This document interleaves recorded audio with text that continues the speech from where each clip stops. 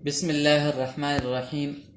وكذلك قوله تعالى قد علمنا ما فرضنا عليهم في أزواجهم خاص في تقدير الشرعي فلا يترك العمل به باعتبار أنه عقد مالي فيعتبر بالعقود المالية فيكون تقدير المال فيه مأكولا إلى رأي الزوجين كما ذكره الشافعي. یہاں سے مصنف رحمہ اللہ خاص کی دوسری مثال جو ہے نا ذکر کر رہے ہیں کہ جس طرح ثلاثہ ما قبل میں ثلاثہ قروء کے اندر ثلاثہ یہ لفظ خاص تھا، اسی طرح یہاں پر اسی آیات کے اندر قد علمنا ما فرضنا علیہم فی ازواجہم،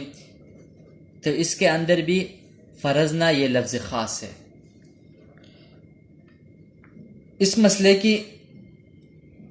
تفصیل یہ ہے کہ امام شافعی رحمہ اللہ فرماتے ہیں کہ نکاح میں مہر کی مقدار متعین نہیں، کہ جتنے پر میاں بیوی راضی ہو جائے درست ہے۔ وہ اس کو قیاس کرتے ہیں عقد مالی کے اوپر۔ وہ کہتے ہیں کہ نکاح ایک عقد مالی ہے، شوہر مال سپر کرتا ہے اور عورت عوض میں اپنے آپ کو سپر کرتی ہے۔ تو جیسے دوسرے عقود بیع و شراء کے اندر متعاقدین کے سپرد ہوتے ہیں، اسی طرح یہ بھی ایک عقد مالی ہے، یہ بھی متعاقدین کے درمیان سپرد ہوگا کہ جتنے پر متعاقدین راضی ہو جائے وہی درست ہے۔ احناف کے نزدیک احناف فرماتے ہیں کہ مہر کی مقدار تو متعین نہیں ہے، جتنی ہو جائے، البتہ کم از کم مقدار 10 درہم، جو آج کل کے حساب سے 2 تولے 7.5 ماشے چاندی متعین ہے۔ کوئی کم باندھے تو بعد میں پورا کرنا پڑے گا۔ احناف کی دلیل یہ ہے کہ قد علمنا ما فرضنا علیہم فی ازواجہم، اس آیات میں لفظ فرضنا یہ خاص ہے جو تقدیر کرنے یعنی مقرر کرنے کے معنی میں ہے، تو لہٰذا اس آیات کا معنی یہ ہوگا کہ اللہ تعالیٰ فرما رہے ہیں کہ ہمیں معلوم ہے جو ہم نے ان مردوں پر مقرر کیا ہے ان کی بیویوں کے بارے میں۔ اس سے معلوم ہوا کہ اللہ تعالیٰ کے ہاں مہر مقرر ہے، اور وہ مقرر شدہ مقدار کتنی ہے وہ مجمل ہے، یعنی اللہ تعالیٰ کے ہاں تو اس کی مہر مقرر ہے، لیکن مقدار کتنی ہے، 10 درہم ہے، 10 سے کم ہے یا زیادہ ہے، وہ یہاں پر اس کا مقدار متعین نہیں کیا۔ البتہ اس کی تفسیر خود آپ صلی اللہ علیہ وسلم نے، آپ صلی اللہ علیہ وسلم کی ایک روایت سے، وہ آپ صلی اللہ علیہ وسلم کے ایک قول سے ہوتی ہے کہ آپ صلی اللہ علیہ وسلم نے فرمایا کہ لا مہر لاقل من 10 دراہم، کہ مہر نہیں ہے، مہر نہیں ہے، کم 10 درہم سے کم مہر نہیں ہے۔ اب اگر ہم یہ کہیں کہ مہر کی مقدار متعین نہیں ہے تو کتاب اللہ کے خاص کو چھوڑنا لازم آئے گا، جو درست نہیں ہے۔ اب اگر ہم کہیں کہ مہر کی مقدار مقرر نہیں ہے تو کتاب اللہ کا جو کہ خاص ہے اس کا چھوڑنا ہم پر لازم آئے گا، جو کہ صحیح نہیں ہے۔ دوسری دلیل یہ بھی کہتے ہیں کہ قیاس کا تقاضا ہے کہ کم از کم 10 درہم ہونا چاہیے، کیونکہ اگر کوئی 10 درہم سے کم کی چوری کر لے تو وہاں اس کا ہاتھ نہیں کاٹا جاتا، تو معلوم ہوا کہ ایک عضو کا عوض کم از کم 10 درہم ہونا چاہیے۔ تو اس طرح بضع بھی ایک عضو ہے، اس کے عوض بھی کم از کم 10 درہم ہونے چاہیے۔ جب 10 درہم ہونی چاہیے تو اس کا مہر کا مقدار کتنا متعین ہوا؟ وہ 10 درہم ہوا۔ وفرع على هذا أن التخلي لنفل العبادة أفضل من الاشتغال بالنكاح وإباح وإبطاله بالطلاق كيفما شاء الزوج من جمع وتفريق وإباح وإرسال۔ اس بات پر کہ امام شافعی رحمۃ اللہ علیہ عقدی نکاح کو عقدی مالی سمجھتے ہیں، تو انہوں نے چند مسائل کی تفریق کی ہے۔ وہ اس طور پر کہ چونکہ عقدی نکاح بھی عقدی مالی کی طرح ہے، کہ جیسے عقدی مالی یعنی بے و شراء وغیرہ کی بجائے نفلی عبادت میں مشغول رہنا افضل ہے، اسی طرح عقد نکاح کے بجائے نفلی عبادت میں مشغول رہنا یہ افضل ہے۔ وَإِبَاحٍ، یہاں سے بتا رہے کہ دوسرا مسئلہ بتا رہے، تفریق کر رہے امام شافعی رحمۃ اللہ کہ جیسے عقد مالی بے کو جس طرح مرضی چاہے ختم کر سکتے ہیں،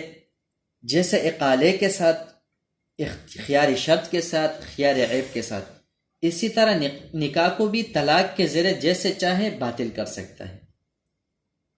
امام شافعی دوسرا مسئلہ تفریق کر رہے، نکال رہے کہ جس طرح عقد مالی بائع اور مشتری جس چیز سے بھی اس کو ختم کر لے، جیسے مشتری کہے کہ مجھے خیار شرط مجھے دے دو، میں یہ چیز لوں گا تب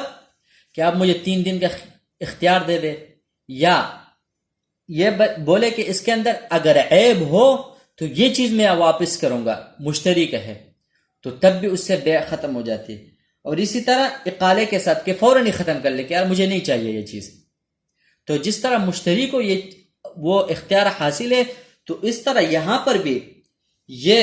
بائع یعنی میاں بیوی اپنی طلاق کو جس طرح بھی چاہے، وہ اپنی نکاح کو جس طرح بھی چاہے وہ ختم کر سکتا ہے۔ تو امام شافعی رحمۃ اللہ علیہ فرماتے ہیں کہ وہ ایک طلاق طہر میں ایک طلاق دے، یا 3 طلاقیں اکٹھے دے دے، یا الگ الگ دے دے۔ لیکن احناف فرماتے ہیں کہ 3 یا 2 طلاقوں کو اکٹھا دینا ایک ہی وقت میں، امام احناف فرماتے ہیں کہ 3 طلاقوں کو ایک ہی جملے کے اندر ایک کے ساتھ دینا، یہ جو نا 3 یا 2 یہ درست نہیں ہے، یہ بدعت ہے۔ کیوں؟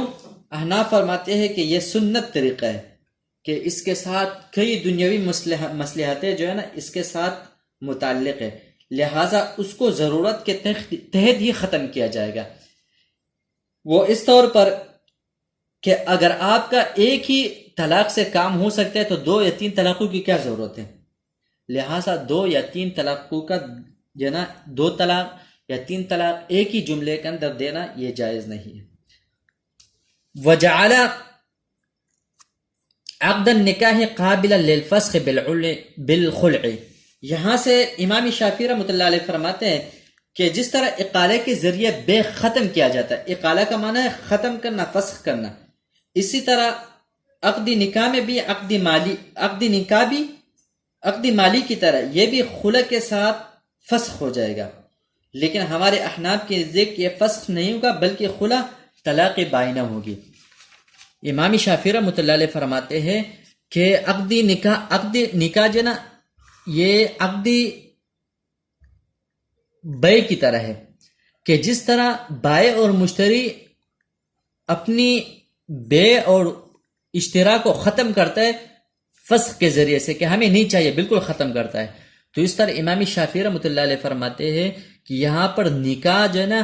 وہ اگر میاں بیوی خلع کے ذریعے سے ختم کرنا چاہے تو وہ ختم کر سکتے ہیں، وہ بالکل طلاق بائن ہو جائے گی، وہ ختم ہو جائے، اس کا نکاح بالکل ختم ہو جائے گا۔ لیکن احناف فرماتے ہیں کہ ہمارے نزدیک یہ فسخ نہیں ہوگا بلکہ طلاق بائن ہوگی۔ اب ثمرہ اختلاف کس طور یعنی پورے مسئلے کی وضاحت اس طور پر ہوگی کہ اگر کسی آدمی نے اپنی بیوی سے خلع کیا، اب وہی عورت کسی اور آدمی سے نکاح کرنے کی بجائے اسی شوہر کے ساتھ دوبارہ نکاح کر لیتی ہے، تو احناف کے نزدیک اب یہ 2 طلاقوں کا مالک ہوگا، کیونکہ ایک طلاق خلع کی صورت میں دے چکا ہے، اور امام شافعی رحمۃ اللہ علیہ کے نزدیک خلع طلاق نہیں ہے بلکہ فسخ نکاح تھا، لہذا ان کے ہاں 3 طلاقوں کا مالک ہوگا۔ امام شافعی اب یعنی ثمرہ یہ ہوگا کہ امام شافعی رحمۃ اللہ علیہ فرماتے ہیں اگر کوئی آدمی اپنی بیوی کو یعنی اس کے ساتھ خلع کیا ہے تو ہمارے نزدیک وہ تو طلاق بائن ہو جائے گی۔ اب یہ دوسری شوہر کے ساتھ جو ہے نا نکاح، دوسرے بندے کے ساتھ نکاح کر لیتا ہے، اس کے ساتھ نکاح نہیں کرتا بلکہ دوبارہ اپنے شوہر کے ساتھ نکاح کر لیتا ہے، وہ پہلے والے سے جس نے اس کے ساتھ خلع کیا، تو امام شافعی رحمۃ اللہ علیہ فرماتے ہیں کہ